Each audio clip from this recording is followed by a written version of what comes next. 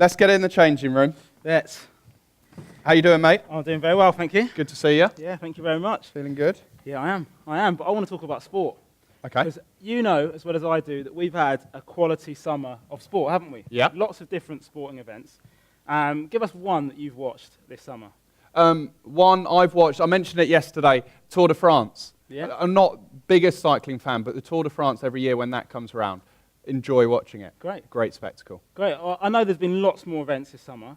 I just wonder, let's throw it out to the young people. Stick your hand up. Tell us one sporting event that you've seen this summer out of all of them. Anyone?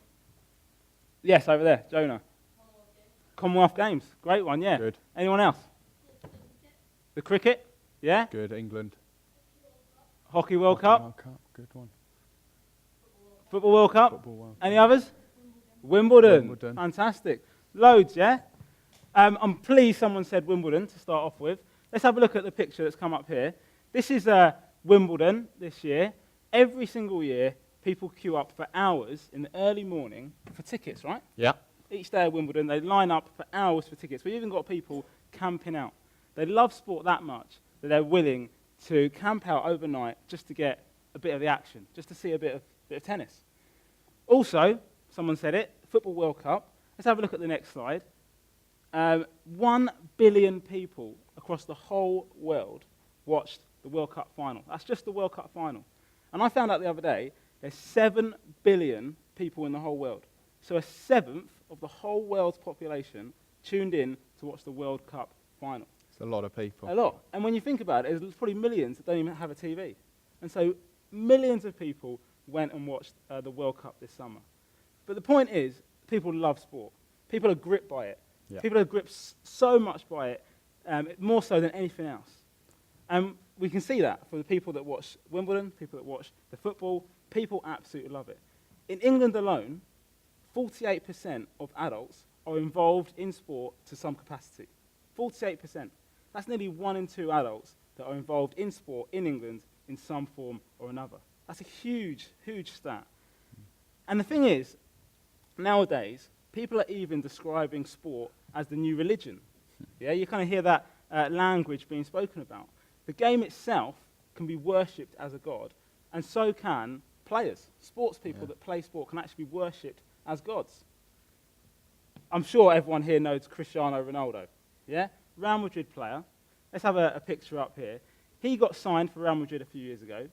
85,000 people went to watch him sign for Real Madrid. The Telegraph newspaper, they wrote an article about this, and the title was, 85,000 Real Madrid fans attended the church of Cristiano Ronaldo. There's the language, isn't it? The church of Cristiano Ronaldo. It's almost as if he is worshipped as a god. And you know what? We also can worship things, can't we? We can take good things, great things like sport, and we can worship them as if they are gods. And even for us, as sports people, here in this very room, it can be quite easy for us to worship our sport rather than the God of the Bible.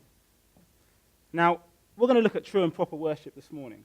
But in Romans, Paul has already said what is false worship. He said that in Romans chapter 1, verse 25. Can you read it for us? Yep, certainly. It's on the screen. They exchanged the truth about God for a lie and worshipped and served created things rather than the Creator who is forever praised. So there it is. We take created things, our gifts and abilities, sport, celebrities, money, and we worship them as ultimate things, as God things, rather than the God of the Bible, the Creator. We basically take his good things and then we ignore them and get on with our lives. And what Paul is saying is, this is wrong. Why are we worshipping created things when actually we should be worshipping the Creator, who is worthy of our praise and deserves our worship because he is the true God who is worthy of our worship. Good, Bangy. So help us then now understand what is true and proper worship. Well, this is what we've been looking at in the morning meetings, isn't it? Yeah. Paul, in Romans, is certainly concerned about what we worship. And in Romans 12, verse 1, we see that clearly. Can you read the verse for us? Yeah, certainly. On the screen or on your badges, have a look down as I read it. Therefore, I urge you, brothers and sisters, in view of God's mercy, to offer your bodies as a living sacrifice, holy and pleasing to God. This is your true and proper worship. Great. Well, remember Monday? The points were, remember God's mercy and be motivated by God's mercy. Yeah. You challenged us yesterday to give all of ourselves, all of the time, to God in worship. Yeah. And now what Paul is saying is this is true and proper worship. So there's two things that I want to say. Firstly, true worship is appropriate to God. Before we think about that, there's a guy called Hugo Sanchez, right? He's an ex-Real Madrid player, Yeah. right? He's an absolute legend of the club. And he came out recently with this quote: Cristiano Ronaldo is a genius. He deserves to be worshipped as a god. That's pretty outrageous, right? Ronaldo deserves to be worshipped as a god. What Sanchez is saying is that because of who Ronaldo is and what he's done, he deserves to be worshipped. I did a bit of digging, you see. And the fact is, Ronaldo has played 200 games for Real Madrid, Yeah. and he scored 223 goals in 200 games. That's decent. That's decent, isn't it? Yeah. That's some stat. More than one goal a game he has scored for Real Madrid. And what Sanchez is saying is that because of that, because of what he's done, he deserves to be worshipped as a god. Now, of course, I think we can all accept that Ronaldo's a great player. Yeah. But I do not think he deserves to be worshipped as a god. Let's consider the God of the Bible. Because as we read in Romans, he has created the whole universe. Consider the universe that consists of 100 billion galaxies. And each galaxy, on average, contains more than 100 billion stars. And God created all of it, the whole universe. And not just the whole universe, but he created me and you. Me and you and everyone here, and everyone in the whole world. Created us with all our gifts and abilities, all our emotions. But not only that, he sent his son Jesus into this world to die on the cross for us, for our sins, as we've been hearing about this week. And 3 days later, he rose again, proving that he's the Son of God and proving that he can deal with our sins. That is the God that's worthy of worship, isn't it? That's the God who deserves our worship, not Ronaldo, but the God of the Bible. And so it is appropriate. True worship is appropriate to God because of what he's done. Because he's created us, he maintains the universe, and he saved us. That's appropriate worship. Second thing Paul goes on to say is that worship is all out for God. All out for God. You see, I was playing for a team this year called Forest Hill. We had a stinker of a season. We were proper bad. And we were bottom of the league for pretty much the whole season. It came to the final game of the season, and we had to beat the top team to avoid relegation.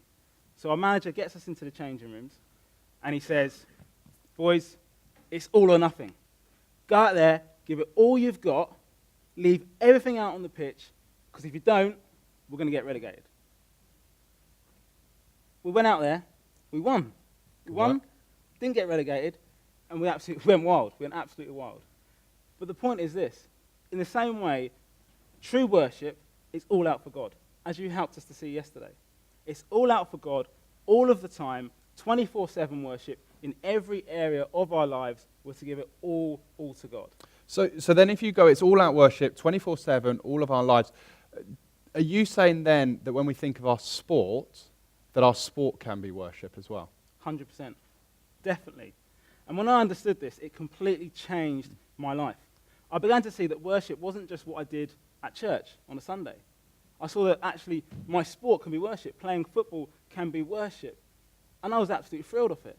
It meant that when I walked out of the changing rooms onto the pitch, that was an opportunity to worship God. An opportunity to worship God. It's phenomenal.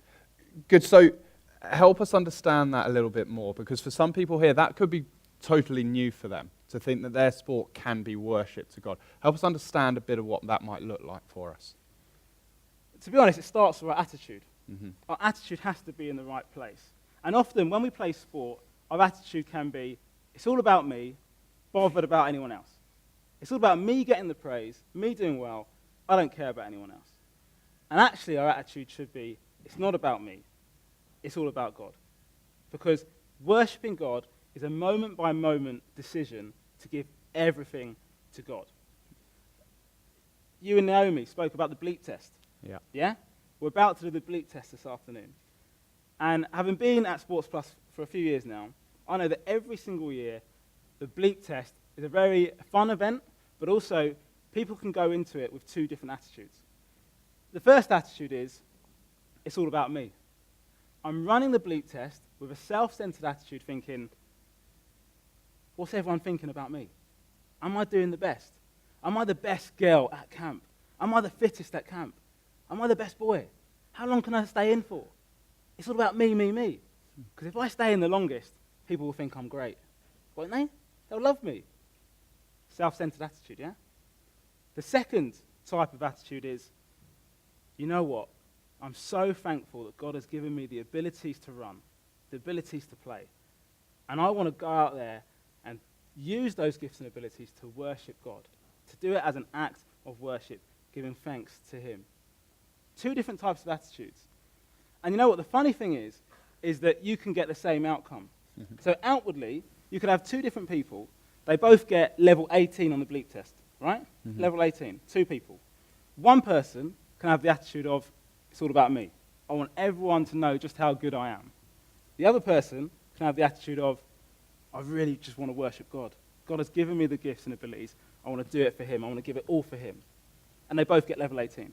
And we don't know, because it's all about attitude, isn't it?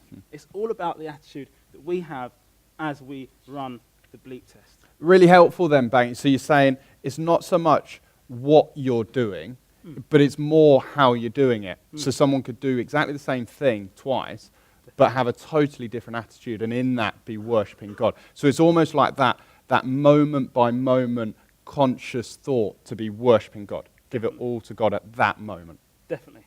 That's exactly it.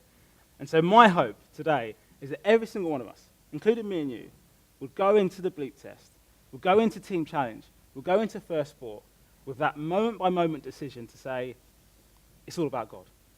It's not about me, it's all about God.